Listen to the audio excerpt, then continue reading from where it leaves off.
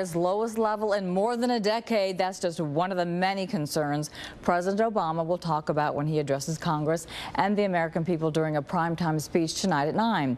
Chris Markowski, the watchdog on Wall Street, joins us in studio. Good to see you. How are you? You know that the Spice Girls were topping the charts the last time the stock market was at these levels. Okay, so that's how long ago it was. Oh, wow, that is a long time. Yeah, whoa. Long time ago. And you remember that. Okay, we have some questions for you.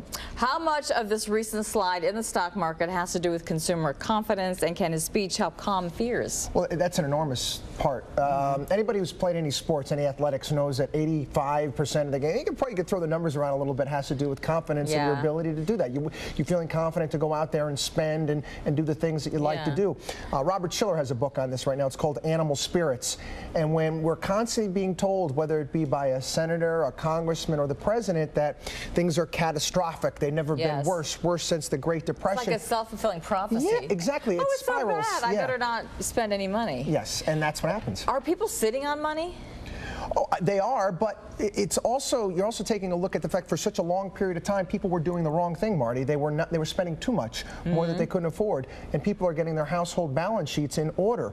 That's not necessarily a bad thing. We're going to be entering a new phase. We're not going to be seeing the spending like we've seen in the past. I'm happy to see that people are starting to put more money into their 401ks, starting to put more money, pay down their debt, do the things that they should have done in the first place. Yeah.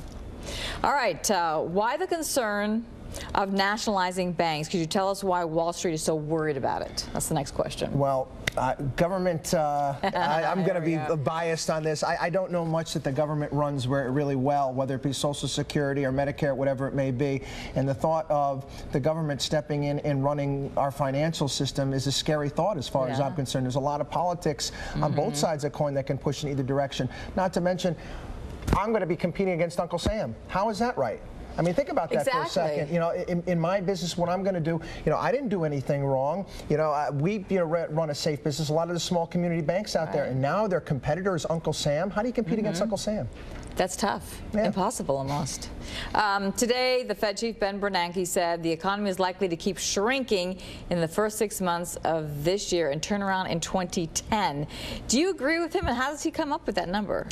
A lot of it is just natural. You take a look at durable goods numbers or whatever it may be. Equipment needs to be replaced. Inventories need to be replaced. Companies pull back for a while, and just the natural ebb and flow of things. Not to mention, some of the stimulus package is going to be put to work. Some of it, I don't mind some of the bridges and roads that are needed, that are going to be spent right away. That'll help to some degree, and it'll slowly but surely come back. The economy always recovers. I mean, the longest recessions we've had are about 16 months. We're almost there at that point in time. So even if this is a longer, deeper recession, we're on the far side of it, and just the natural ebb and flow of things will take us out. Right. I mean, if you look at the charts, you can see that, but usually it's up. This is a way down one, though. Can't wait till it starts going back up again.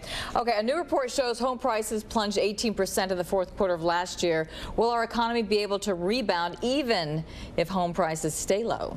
I think home prices are going to stay low for a while, and I think I think it has nothing to do with anything the government can really do. The reality is, we all know, we live down here in Southwest Florida. You see all the empty condos and whatnot. It's all about supply and demand. My solution to the housing problem, instead of spending all this money, let's invest in bulldozers and wrecking balls and start knocking some of these things down. It's it's simple supply and demand. You got too much supply out there, you get rid of some of the supply, the prices are going to come back up. There you go.